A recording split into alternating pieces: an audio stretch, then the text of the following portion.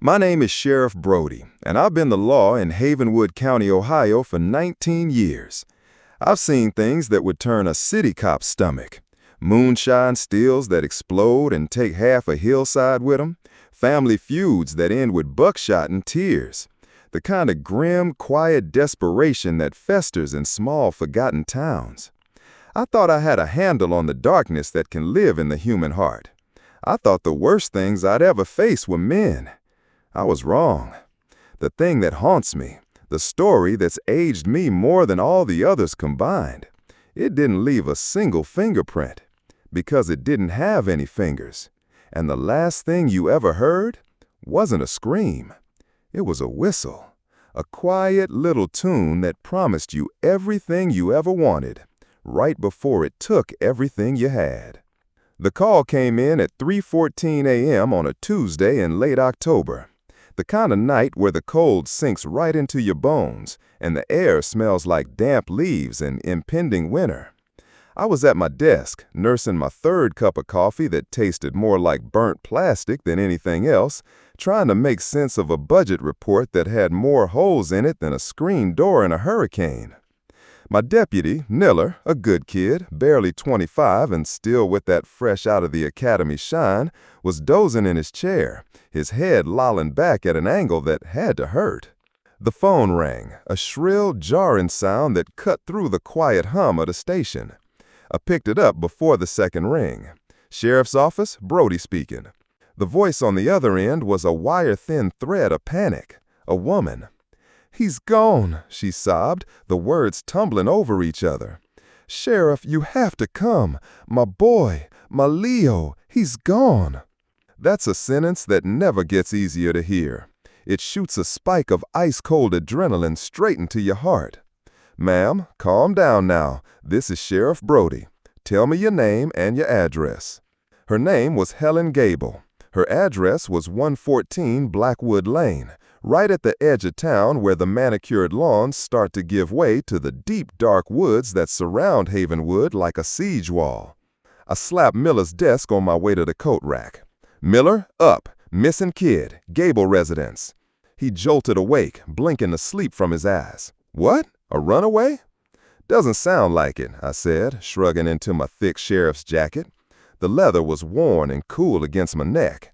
"Sounds like panic, real panic. Let's go." The drive to the Gables was 5 minutes of tense silence, the cruiser's headlights cutting a path through the sleeping town. The houses were all dark, peaceful. It always felt like a violation, bringing the flashing lights and the fear into a neighborhood like this. The Gable house was a nice 2-story colonial, the kind of place people moved to Havenwood for. A good, safe place to raise a family. A porch swing sat motionless, and a single pumpkin, carved with a goofy grin, sat by the door. Frank Gable, the father, met us on the lawn. He was in his pajamas, his face pale and slack with shock. He looked like a man who'd been hollowed out. "He's not here," he said, his voice a hoarse whisper. "We've looked everywhere, the basement, the attic, everywhere." Helen Gable was inside, standing in the hallway. She was twisting the sash of a robe in her hands, her knuckles white. Her eyes were wide, darting around as if she expected her son to just pop out from behind a corner and yell boo. "Ma'am," I said, keeping my voice low and steady. "It's the first rule in a crisis. Be the calm. Be the anchor." "When did you last see him?" "Tuck in," she said, her voice trembling. "Around 8:30. I read him a story. He asked for a second glass of water. I said no.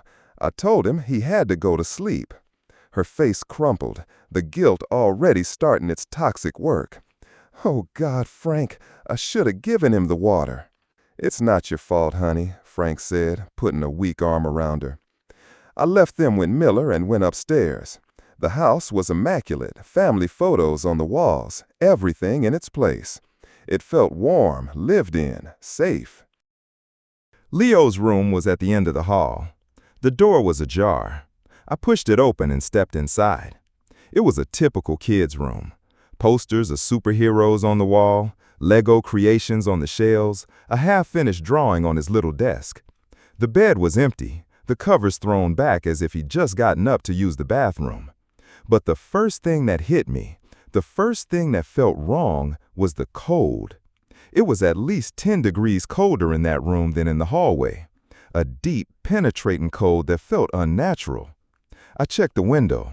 It was a standard double-hung window, looking out over the backyard and the forest that began just 20 yards beyond the fence. The lock, a simple metal latch, was fastened from the inside. I jiggled the window. It was secure. There was no way anyone could have opened it from the outside without breaking the glass or the lock. I turned back to the room. My eyes scanned every detail. The closet door was open just a crack. I pulled it open. Clothes, toys, board games, nothing out of the ordinary. But then I smelled it. A faint, peculiar scent. It was sweet, but not like candy or perfume. It was an earthy sweetness, like damp soil after a rain, mixed with something else. Something like burnt sugar or caramel. It was cloying and unsettling. I'd never smelled anything like it before. I knelt down, my old knees protesting, and looked under the bed. Nothing but dust bunnies and a stray sock. I went to the desk. The drawing was of a family. A mom, a dad, a little boy. Standard stuff. But tucked underneath it was another piece of paper. I pulled it out. This drawing was different. It was done in black crayon, the lines hard and frenetic. It showed a forest, tall, spindly trees that looked like grasping fingers. And in the middle of the trees, there was a figure, a tall, impossibly thin man with long arms that nearly touched the ground. He had no face, no eyes, no nose, no mouth, just a smooth, blank oval. A shiver traced its way down my spine. It was the kind of primal fear a kid has of the monster in the closet, a fear I thought I'd long since outgrown. I went back downstairs. Miller was getting the basic information. Leo Gable, age 9, brown hair, blue eyes. Last seen wearing blue rocket ship pajamas. I pulled Miller aside. "Anything?" he asked. "The window was locked from the inside," I said, keeping my voice low so the parents couldn't hear. "No signs of forced entry anywhere. It's like he just vanished." "The parents are solid," Miller said. "No history, no red flags. They're just normal people." "I know," I said, looking over at the Gables, who were now clinging to each other on the sofa. "That's what's scaring me." We started the official search at dawn.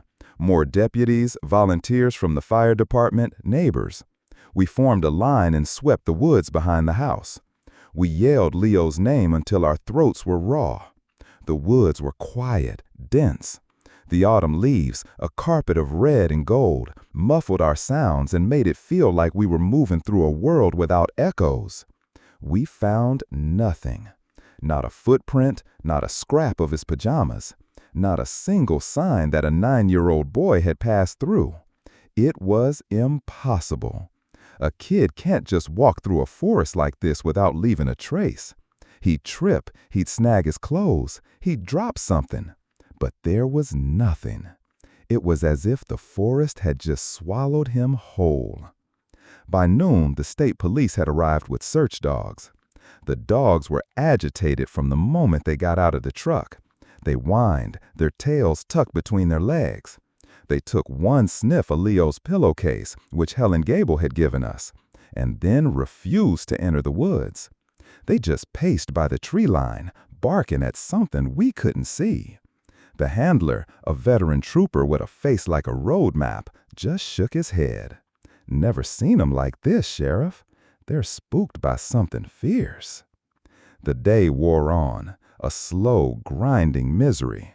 The hope that had been a flicker in the morning was all but extinguished by the afternoon. The volunteers' faces grew longer. The Gables sat on their porch, wrapped in blankets provided by a neighbor, their eyes fixed on the woods, their faces empty masks of grief. I had to look away. Their pain was a physical thing, a weight in the air. That evening, back at the station, I was staring at the missing person poster we'd printed up. Leo's face, a school picture, smiling with a missing front tooth. He looked like any other kid, happy, safe. Miller came in, looking exhausted. I just finished re-interviewing the neighbors. Nothing. Nobody saw or heard a thing all night. He slumped into his chair. Where could he have gone, Brody? A 9-year-old kid. Locked room. It makes no sense. I know, I said, rubbing my tired eyes. I slid the crayon drawing of the faceless man across the desk. I found this in his room. Miller picked it up, his brow furrowed. Creepy. What is it? I don't know. His parents had never seen it before. Said Leo wasn't prone to drawing scary things. Kids have nightmares, Miller offered, but his voice lacked conviction. Yeah, I said, they do. I didn't tell him about the smell or the cold. Those were the things that didn't fit into a police report. They were the things that belonged to the part of my brain that still remembered being afraid of the dark. For the next week, the search for Leo Gable was the only thing that mattered in Havenwood. The story hit the regional news. We had reporters camped out in front of the station. We followed every lead, chased down every crackpot psychic's vision. We dredged the local reservoir. We researched the woods 3 times. Nothing. It was the most frustrating, baffling case of my career. Leo Gable had ceased to exist. The town was on edge. Parents held their kids a little tighter. People started locking their doors, something many in Havenwood never bothered with. A quiet fear, as thick and cold as the autumn fog, settled over the town. About 10 days after Leo disappeared, I got another strange call. It was late afternoon. The caller was Clara Abernathy, an 80-year-old widow who lived in a small, isolated house on the far side of the county, even deeper in the woods than the Gables.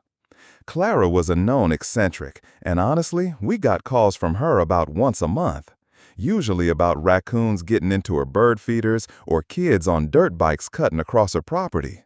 "Sheriff Brody, you have to come out here," she said, her voice thin and reedy, but laced with a genuine fear I hadn't heard from her before. "What is it, Clara?" I asked, trying to keep the weariness out of my voice. "It's the whistling," she said, "all night long. Someone's been in my garden, whistling." I sighed. "Clara, it's probably just the wind in the trees." "No," she snapped, "it wasn't the wind. It was a tune, a nursery rhyme, and it was calling my husband's name, calling for Arthur. Arthur had been dead for 5 years. It whispered his name, Sheriff, right outside my window. 'Arthur,' it said, 'come on out, Arthur.'" My hand tightened on the receiver. "I'll be right there, Clara." Miller gave me a look as I grabbed my jacket. "Old Lady Abernathy again?" "Something's different this time," I said. "Just a feeling." Clara's house was old and weathered, with a beautiful but overgrown garden surrounding it. She was waiting for me on her porch, clutching a thick wool sweater around her frail shoulders.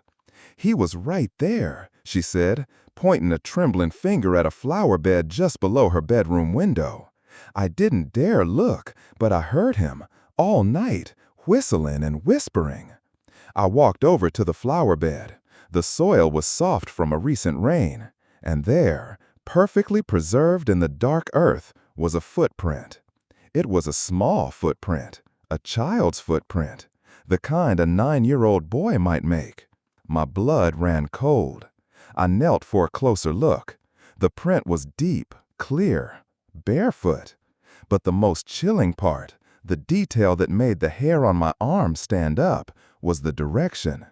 It was facing away from the house. The toes were pointed towards the woods, as if someone had been standing with their heels just inches from the window pane, looking in, before turning and walking back into the forest. "Clara," I said, my voice tight, "did you see anything at all?" She shook her head, her eyes welling up. "No, I just hid under my covers like a little girl. But the voice, it sounded so lonely, Sheriff, like it missed my Arthur as much as I do." I called Miller and told him to get a crime scene unit out there to cast the print. Of course, it would match the general size of a boy Leo's age, but without his actual feet to compare it to, it was another dead end. But it wasn't a dead end to me. It was a sign. It was a piece of the puzzle that didn't fit into the world I knew. A locked room, a faceless man, a phantom whistler who knew a dead man's name. The fear in Havenwood curdled into something uglier after that. People started whispering. Old legends, things I hadn't heard since I was a kid, started resurfacing. Stories about something that lived in the woods, something that lured people away. They called it different names: the Whispering Man, the Echo Collector, Old No-Face. It was the kind of folklore that kept kids from wandering too far from home, the stuff of campfire stories. But now, people were saying the names with a new kind of reverence, a new kind of fear. The Gables' hope finally broke. They held a memorial service for Leo, even without a body. The whole town came. I stood at the back of the church, watching Frank and Helen, two people who had been utterly destroyed by the inexplicable. During the service, I looked out the stained glass window at the trees swaying in the wind. And for a second, just a fleeting instant, I thought I saw him. A tall, thin figure, standing just at the edge of the woods, motionless. I blinked, and he was gone. It was just a trick of the light. It had to be. My own life started to feel the strain. I have a daughter, Sarah. She was 16 at the time. Her mother, my wife, had passed away from cancer 3 years prior. It had just been the two of us since then, and we were close.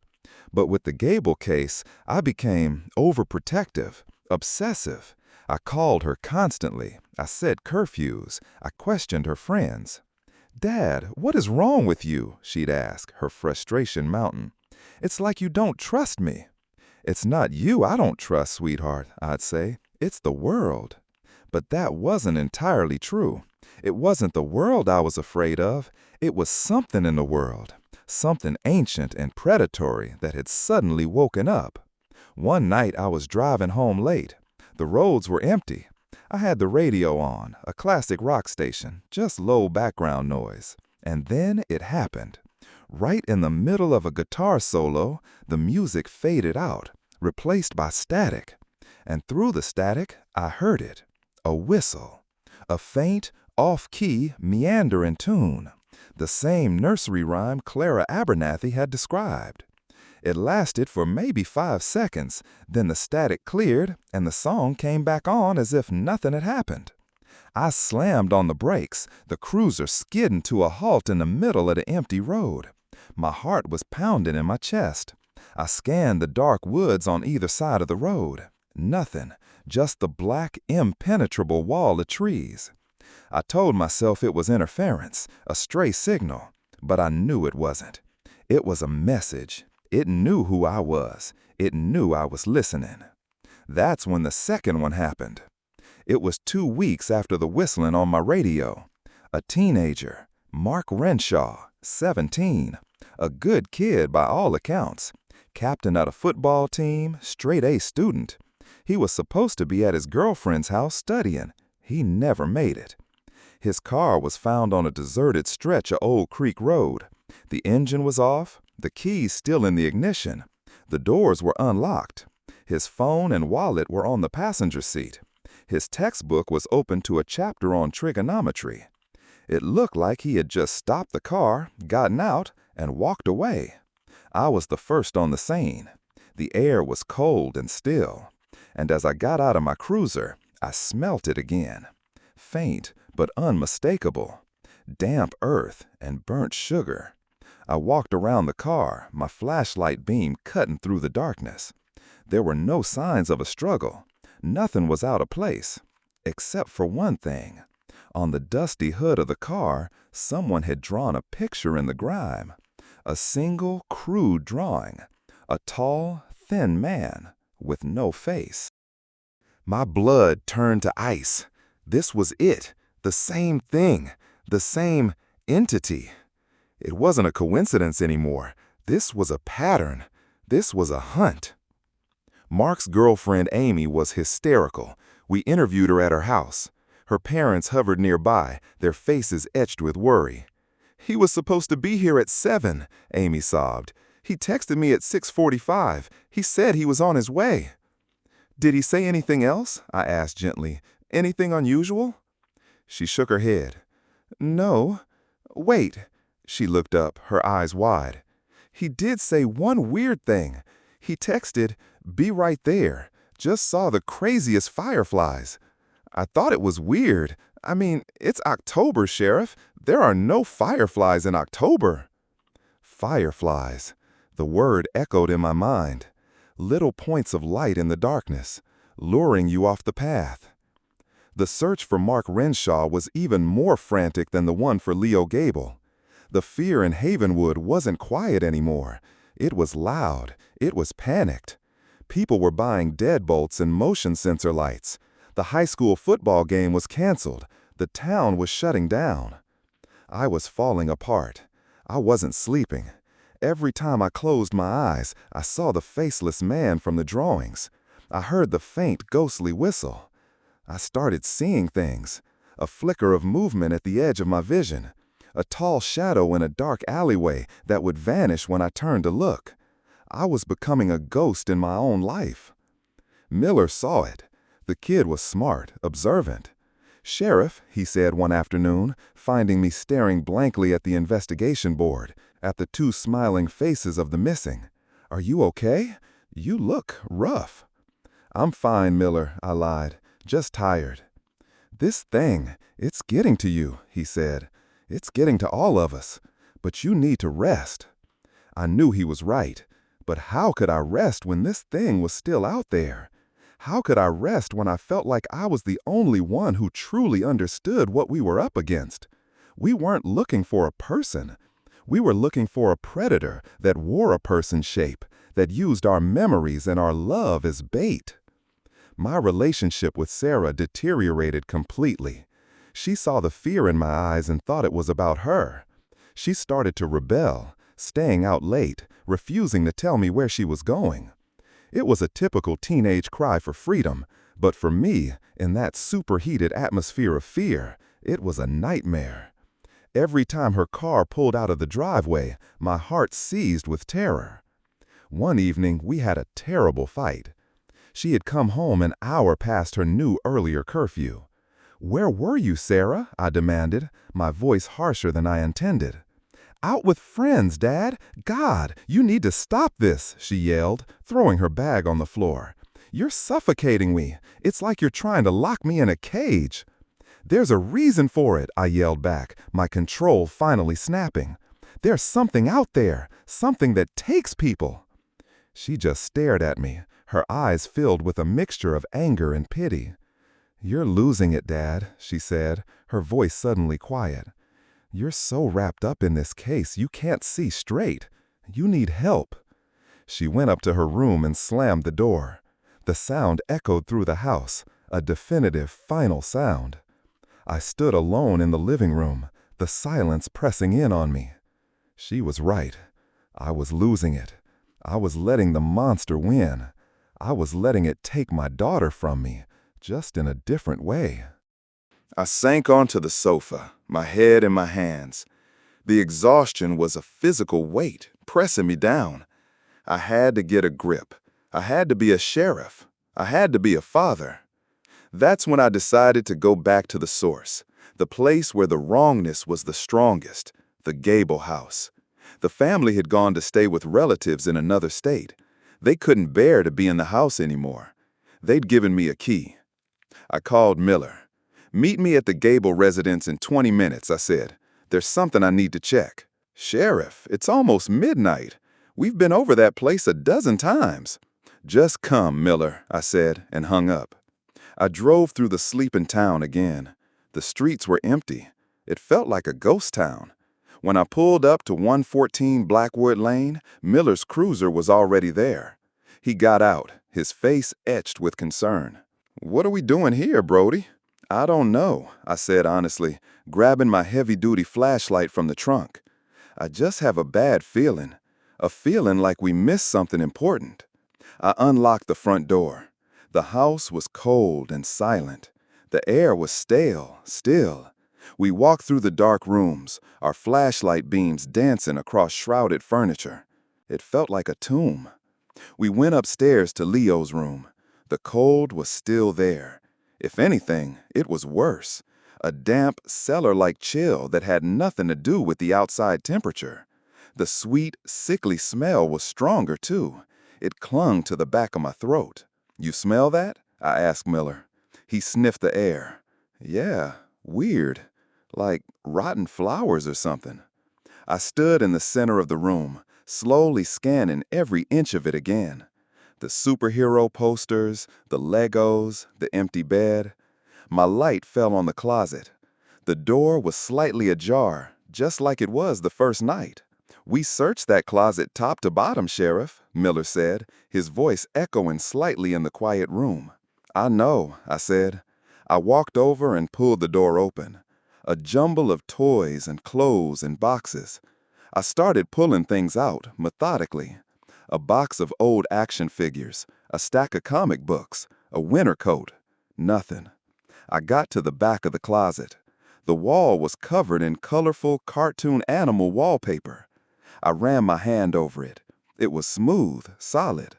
But as my hand slid down towards the floor, my fingers brushed against something. A loose edge. The wallpaper was peeling away at the bottom. My heart started to beat a little faster. "Miller, give me a hand." We both knelt down. I carefully pulled at the loose edge of the wallpaper. It came away easily, revealing the bare drywall underneath. And on the drywall, scrawled in what looked like the same black crayon as the drawing of the faceless man, were words. A repeating, frantic scrawl. "He sings the song of whispers. He builds a house of echoes. Don't listen, don't listen, don't listen." Underneath the words was another drawing. It was the tall, faceless man again. But this time he wasn't alone. He was holding the hand of a small boy with brown hair. And from the man's blank face, a speech bubble was drawn, and inside it was a single crude drawing of a firefly. "My God," Miller whispered, his voice shaky.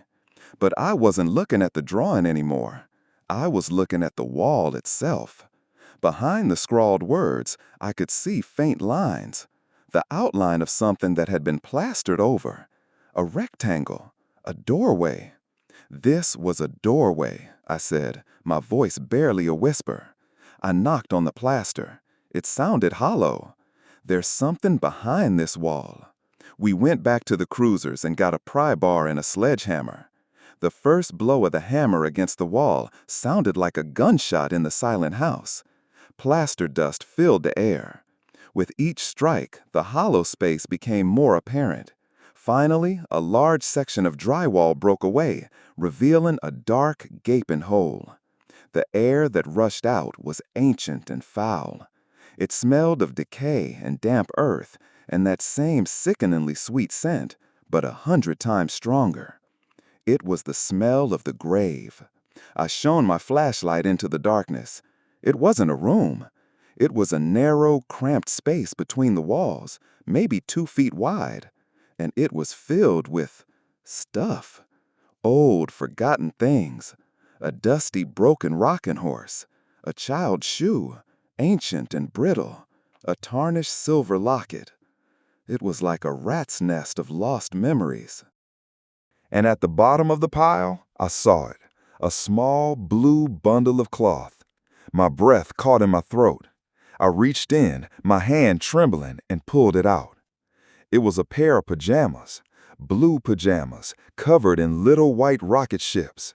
They were caked in dirt and mildew, but they were unmistakably Leo Gable's. "He never left the house," Miller breathed, his face pale in the flashlight's glow. "No," I said, a cold, terrifying certainty washing over me. "He didn't have to." Suddenly, from the darkness of the narrow space, we heard a sound. A soft, scraping sound, like something dragging itself through the debris. I aimed my light back into the hole, past the pile of junk, deeper into the wall. The space seemed to go on, connecting to the rest of the house's framework. And then we heard the voice. It was a little boy's voice, Leo's voice, a perfect, clear imitation, and it was coming from the darkness just a few feet away from us. "Is someone there?" the voice whispered. "I'm scared. Can you help me?" Miller took a step forward, his cop instincts kicking in. "Leo? Leo, is that you?" "Don't," I said, grabbing his arm. My voice was a choked whisper. "Miller, don't answer it." The whispering started again, closer this time. "It's so dark in here. He told me not to talk to strangers. But you're a policeman, right? You can help me." It was flawless. The intonation, the slight lisp Leo had in the home videos we'd watched. It was him. But it couldn't be him. "What is that?" Miller stammered, his eyes wide with terror. And then the voice changed. It became colder, flatter, and it wasn't Leo's voice anymore. It was mine. "You shouldn't have come back, Brody," my own voice whispered from the wall. "I was having so much fun." My blood turned to liquid nitrogen. Every instinct in my body screamed at me to run, but I was frozen, pinned by the sheer impossibility of it. Then it addressed Miller directly, and it whispered a secret that no one on earth could have known. A secret from Miller's childhood, something he'd confessed to me once in the dead of night after too many beers. A story about a little brother he'd lost in a stupid, tragic accident. "You let him drown, Daniel," my voice whispered from the darkness, full of a chilling false sympathy. "You were supposed to be watching him, but you looked away."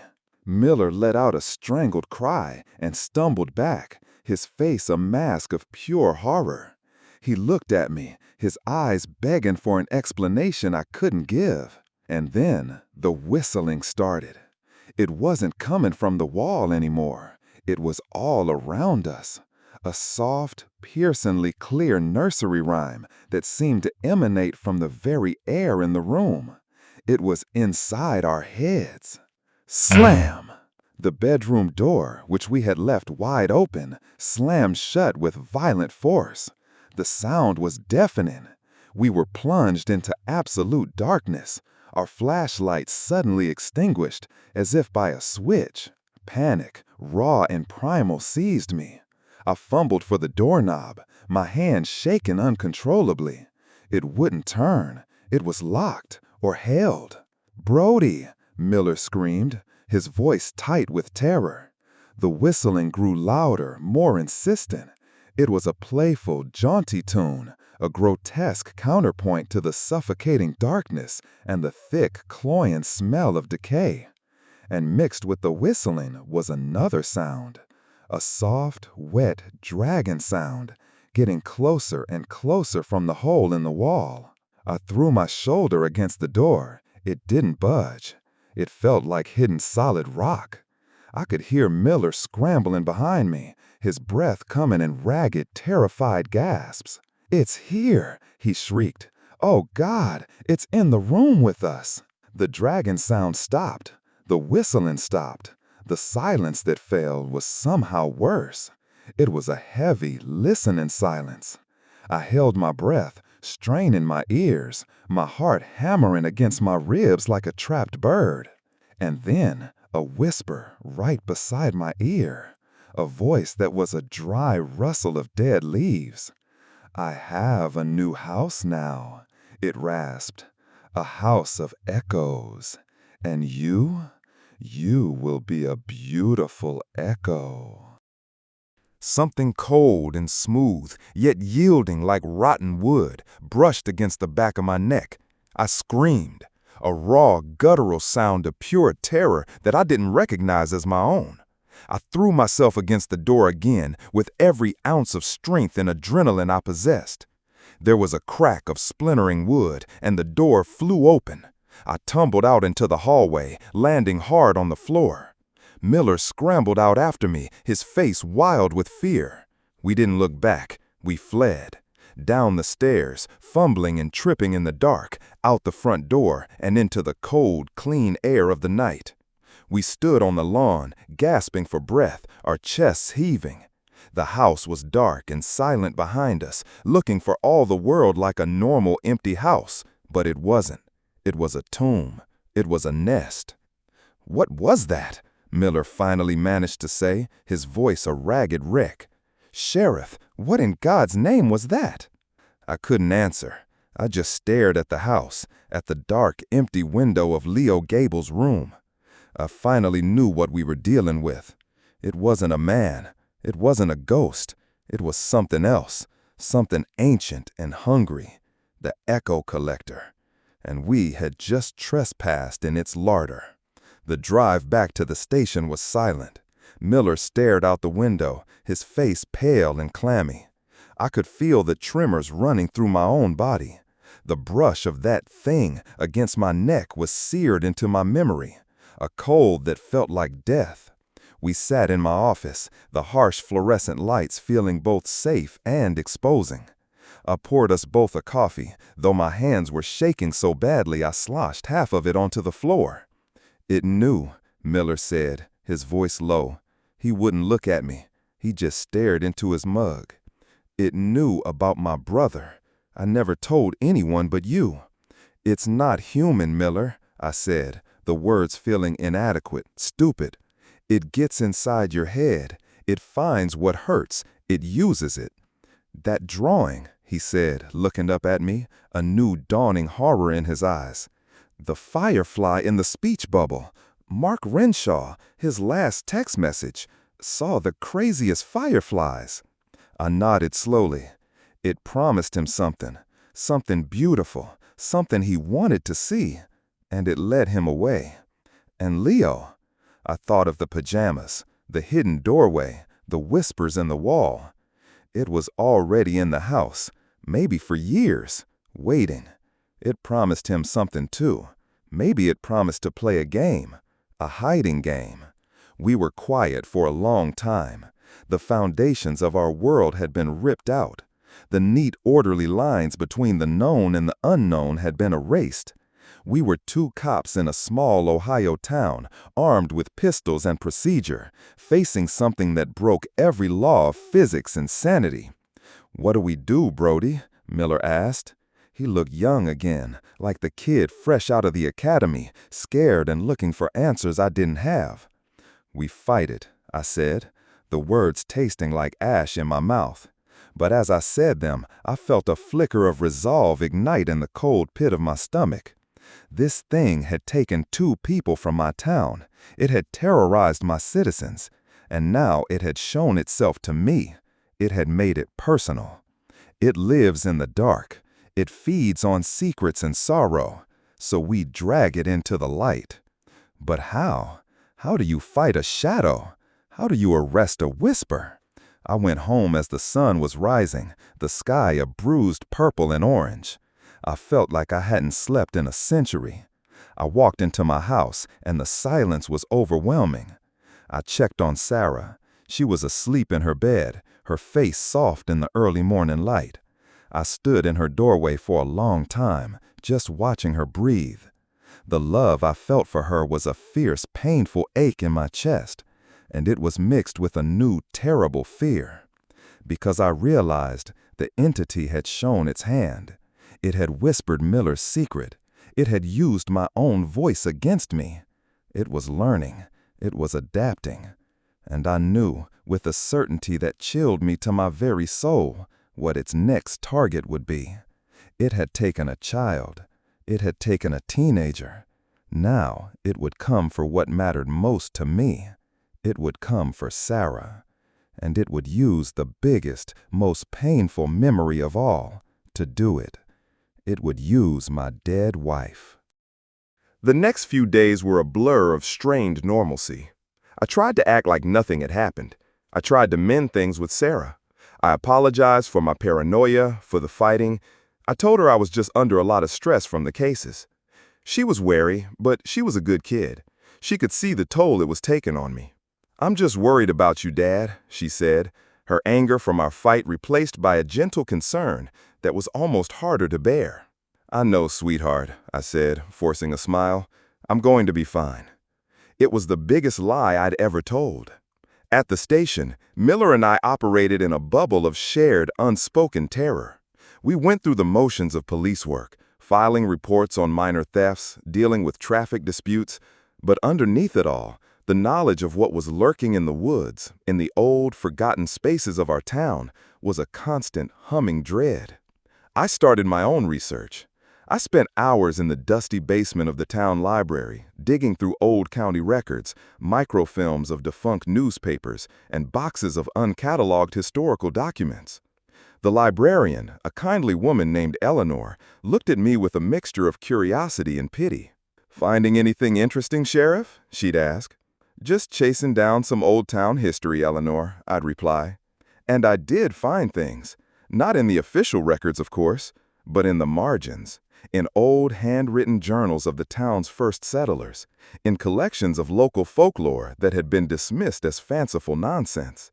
The stories were all slightly different, but the core was the same. A thing in the woods, a thing that mimicked voices. They called it a hungry spirit or a shade. One journal, from a farmer in the 1880s, described finding strange, barefoot tracks around his livestock pens after his youngest daughter claimed to have heard her dead grandmother calling to her from the woods. He wrote, "It does not speak with a tongue of its own, but with the stolen sounds of those we have laid to rest. It is a hollow thing, filled only with our own sorrow." Another account, from a minister in the early 1900s, called it the echo collector. He wrote that it was drawn to places of strong emotion, grief, loss, regret. It would linger, feeding on the emotional residue, and when it was strong enough, it would try to create a new, permanent echo by luring someone away. "It offers a fair trade," the minister wrote, "a moment of reunion, a whispered word from a beloved ghost, in exchange for your eternal silence." The pieces were clicking together. The Gable house, with its fresh grief, Clara Abernathy pining for her dead husband. It was a predator that hunted with our own hearts. And it was setting a trap for me. The first sign came a week after our night at the Gable house. Sarah came home from school looking thoughtful. "Hey, Dad," she said, dropping her backpack on a kitchen chair. "I made a new friend today." My entire body went on high alert, but I kept my voice casual. "Oh yeah? That's great, honey. Anyone I know?" "No, I don't think so. It's weird. We met online, in this forum for people who like old black and white movies, the kind Mom used to love." Ice flowed through my veins. My wife, Elizabeth, had been a huge classic film buff. It was something she and Sarah had shared. "What's this friend's name?" I asked, my voice tight. "She goes by Lizzie," Sarah said, oblivious. "Isn't that a coincidence? Like Mom's name, Elizabeth. She's really cool, Dad. It's almost like she just gets it. Gets how much I still miss her." Lizzie, a house of echoes. "Sarah," I said, trying to keep the panic from my voice, "I need you to be very careful about who you talk to online. You don't know who these people are." "Dad, I know," she said, a hint of the old frustration returning. "She's just a nice person. We were chatting about Casablanca. She said she loved the scene in the rain, just like Mom did." Ice flowed through my veins. My wife, Elizabeth, had been a huge classic film buff. It was something she and Sarah had shared. "What's this friend's name?" I asked, my voice tight. "She goes by Lizzie," Sarah said, oblivious. "Isn't that a coincidence? Like Mom's name, Elizabeth. She's really cool, Dad. It's almost like she just gets it. Gets how much I still miss her." Lizzie, a house of echoes. "Sarah," I said, trying to keep the panic from my voice, "I need you to be very careful about who you talk to online. You don't know who these people are." "Dad, I know," she said, a hint of the old frustration returning. "She's just a nice person. We were chatting about Casablanca. She said she loved a scene in the rain, just like Mom did." My heart stopped. Elizabeth hadn't liked that scene. She'd always said it was too melodramatic. She loved the final scene at the airport, the quiet, noble sacrifice. It was a small detail, an insignificant error, but it was a mistake, and it was the first real clue I had about how to fight this thing. It could mimic, it could collect echoes, but it couldn't create. It didn't have the original memory. It only had the copies. And sometimes the copies were flawed. That night, I couldn't sleep. I sat in my armchair in the living room, my service weapon on the table beside me, just listening to the sounds of the house. The creak of the floorboards, the hum of the refrigerator. Every gust of wind outside sounded like a whisper. Every shadow seemed to stretch and twist into a tall, thin figure. Around 2 a.m., I heard it, a faint tapping on the living room window. Tap, tap, tap. I froze. My gaze moved slowly to the window. It looked out over the front yard. Through the sheer curtains, I could see the street, bathed in the orange glow of a single streetlight.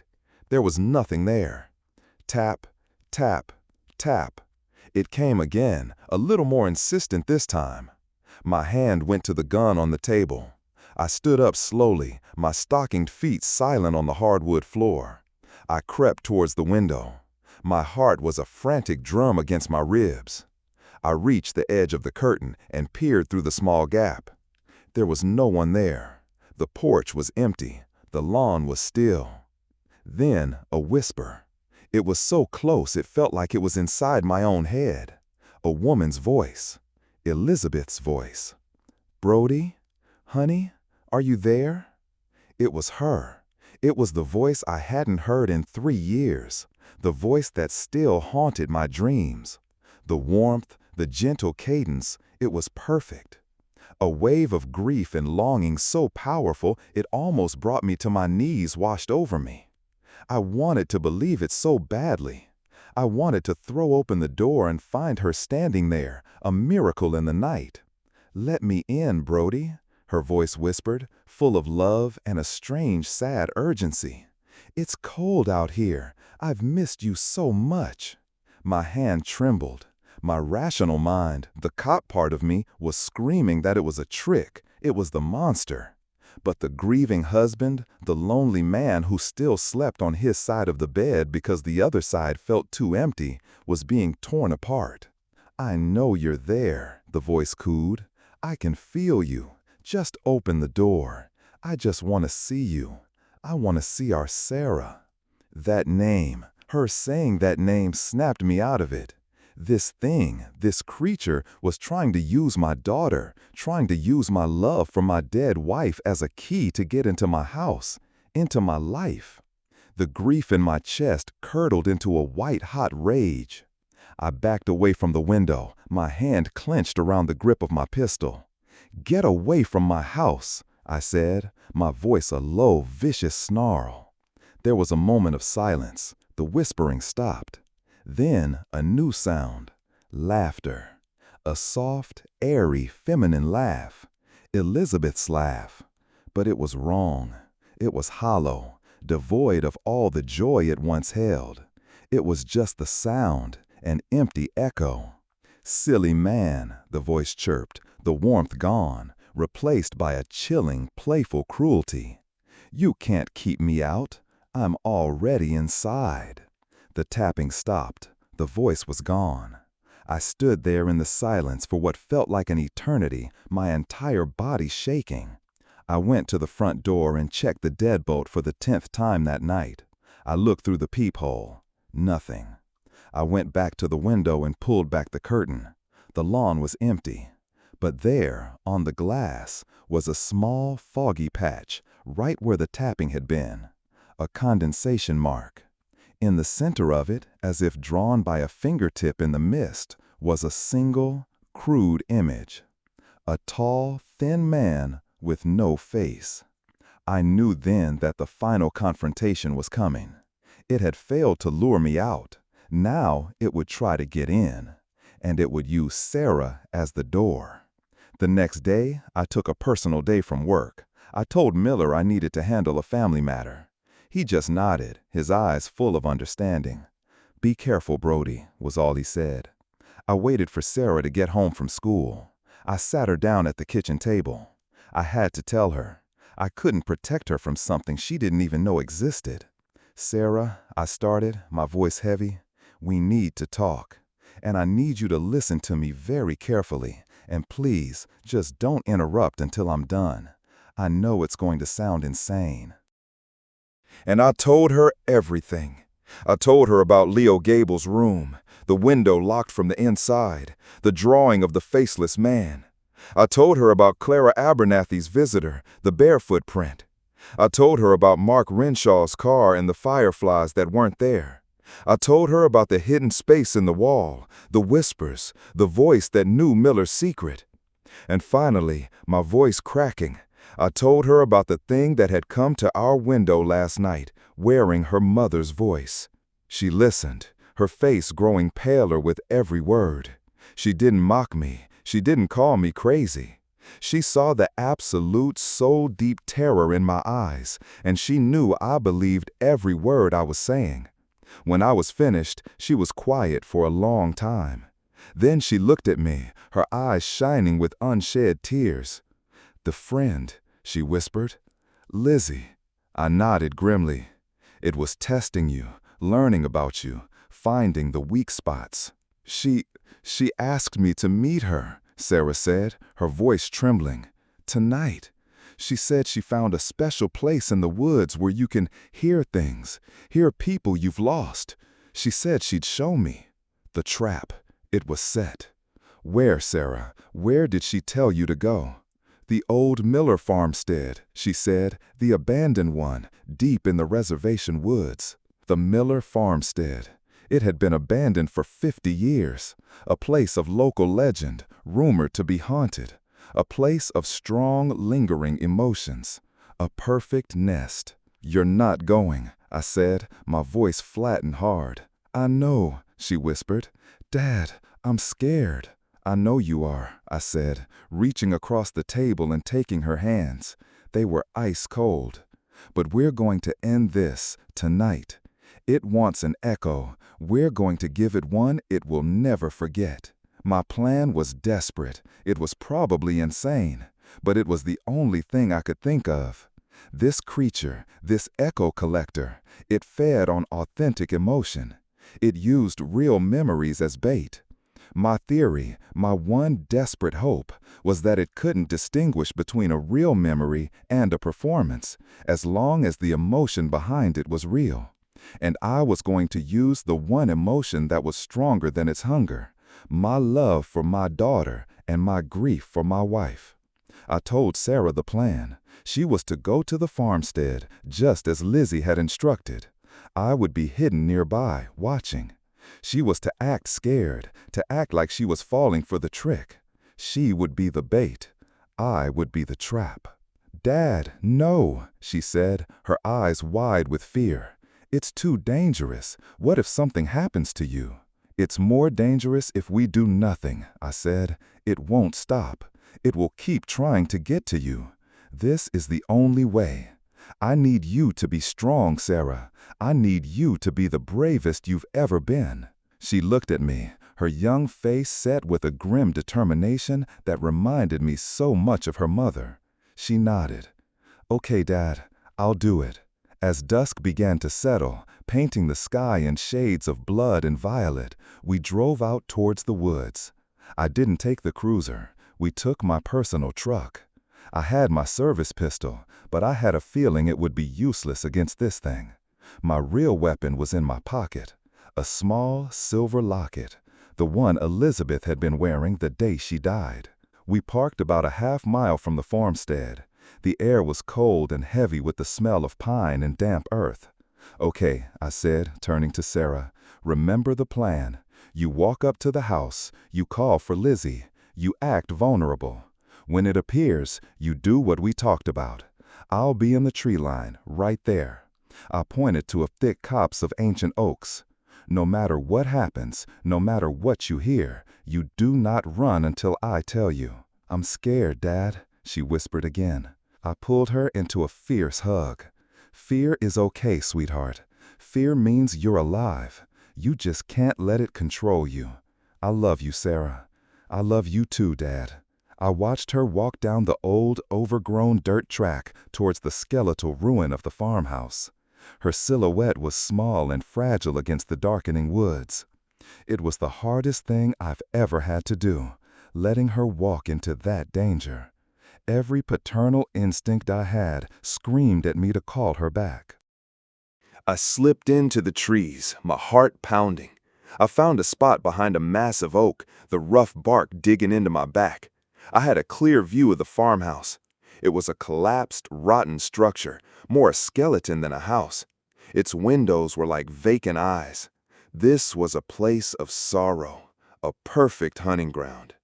Sarah reached the edge of the dilapidated porch. Her voice, when she called out, was trembling but clear.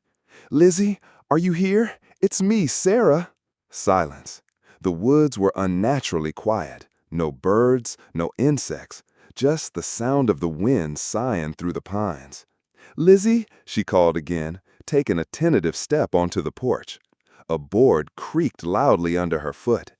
And then the whistling started. A soft, gentle tune. Elizabeth's favorite lullaby, one she used to hum to Sarah when she was a baby. It seemed to come from inside the dark maw of the farmhouse doorway. Sarah froze. She was playing her part perfectly. She looked towards the doorway, a mixture of fear and hope on her face. "Mom?" she whispered, the word barely audible. From the darkness of the doorway, a figure began to emerge. It was tall and thin, impossibly so. Its limbs were long and spidery. It moved with a slow, unnatural grace. As it stepped into the dying light, I saw its face. A smooth, blank canvas of pale flesh, the thing from Leo's drawing. It stopped just inside the doorway, half in shadow. It cocked its head as if listening. And then it spoke, with Elizabeth's voice. "Hello, my sweet girl," it said, the voice a perfect, loving imitation. "I told you I'd be here." Sarah took a step back, her feigned hope turning into real, palpable fear. "You're not my mom," she stammered. The thing laughed, a soft, breathy sound, Elizabeth's laugh. "Of course I am. Don't you recognize me? I've missed you so much, Sarah. I've missed our talks, our movies." It was time. "Now, Sarah," I yelled from the trees. Sarah reached into her pocket and pulled out her phone. She held it up, the screen glowing in the dusk. She pressed play. And from the phone's small speaker, a voice filled the clearing, Elizabeth's voice, my wife's real voice. I had spent the afternoon digging through old home videos. I'd found a clip from Sarah's 10th birthday. Elizabeth was behind the camera, talking to her. Her voice was full of laughter and real, unadulterated love. "Happy birthday, my sweet girl," the recording said. "Make a wish, make a big one. I love you more than all the stars in the sky." The creature in the doorway flinched as if struck. The whistling stopped. The projected voice of Elizabeth faltered. The two identical voices, one real and one a hollow copy, hung in the air for a moment, creating a discordant, jarring dissonance. The thing's blank face turned toward Sarah, a silent question in its posture. "You're a fake," Sarah said, her voice stronger now, filled with a righteous anger. "You're just an echo. You're nothing." I stepped out from behind the trees, the silver locket in my hand. I held it up. "It's over," I said, my voice ringing with a conviction I didn't entirely feel. The creature's head swiveled towards me. It was like watching an insect move, fast, jerky, unnatural. It seemed to regard the locket in my hand. "Brody," it whispered, and this time the voice was a horrific amalgamation of every voice it had ever stolen. Leo's childish lisp, Mark's teenage drawl, Clara Abernathy's reedy tremor, and my wife's gentle tone, all twisted together into a monstrous chorus. "You cannot trick a memory." "You're not a memory," I said, taking a step forward. Sarah stood her ground, her phone still playing the loop of Elizabeth's real voice. "You're a parasite, and you're starving." This was the core of my gamble. The minister's journal had said it was a hollow thing. It had no substance of its own. It was defined only by the echoes it collected. What would happen if it was confronted by a truth it couldn't assimilate? A memory it couldn't steal because it was being actively, powerfully remembered by someone else. "I remember everything about her," I said, my own voice thick with emotion. But this time, the grief wasn't a weakness. It was a weapon. I remember the way she smelled like lemons when she came in from the garden. I remember the little scar above her left eyebrow from when she fell out of a tree as a kid. I remember the way she'd hum off-key when she was painting. You don't have those memories. You just have the sound of her voice, a stolen, empty thing. The creature let out a sound, a high-pitched, static shriek that grated on the nerves. It wasn't a human sound. It was the sound of a signal being jammed. Its form seemed to flicker, to lose its cohesion. The image of the tall, thin man wavered, like a bad television reception. "You're wrong," it hissed, the chorus of voices cracking and breaking apart. "The sorrow is real. The sorrow is mine." "No," I said, my voice rising. "The sorrow is mine, and you can't have it." I opened my hand. The silver locket lay on my palm. Do you know what she said the last time I saw her? The very last word she ever said to me? I was pouring my own undiluted memory into the world, a raw, emotional truth. She didn't say, "I love you." She didn't say goodbye. She was in so much pain she could barely speak. She just looked at me and she whispered, "It's okay, Brody. You can let go now." My voice broke on the last words. Real, hot tears streamed down my face. The pain of that memory was as fresh as it was 3 years ago.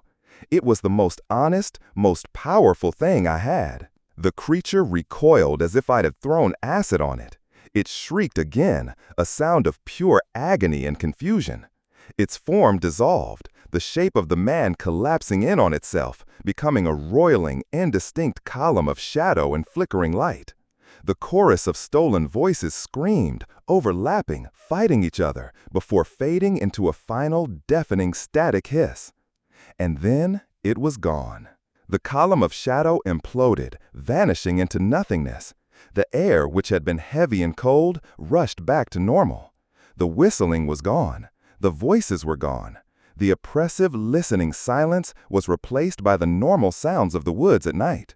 An owl hooted in the distance. Crickets began to chirp.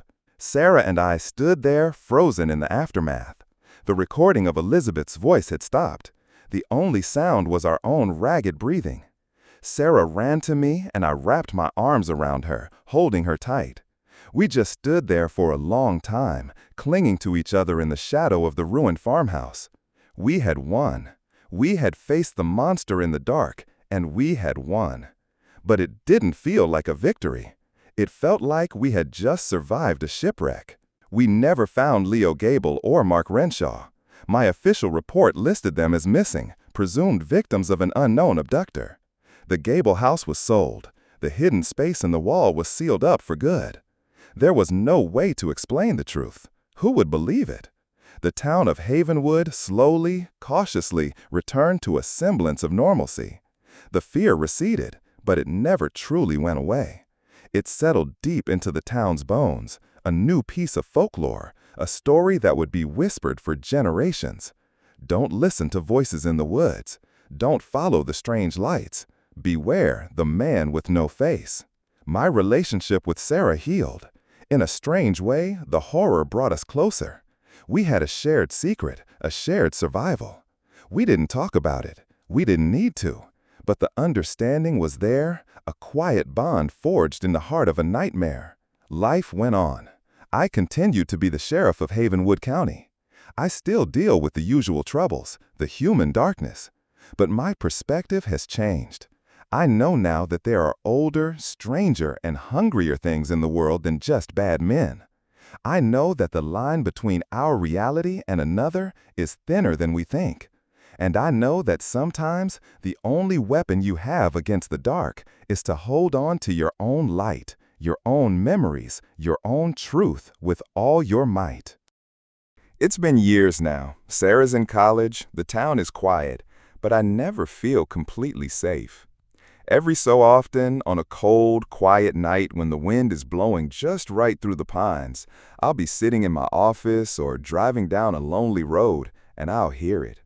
Just for a second, the faint, distant echo of a whistle. It's a reminder that we didn't kill it. I don't think it can be killed. We just heard it. We drove it back into the deepest, darkest corners of the woods, back into the silence. But it's still out there, listening, waiting. And some silences, I've learned, are not empty. They're just the sound of a monster holding its breath.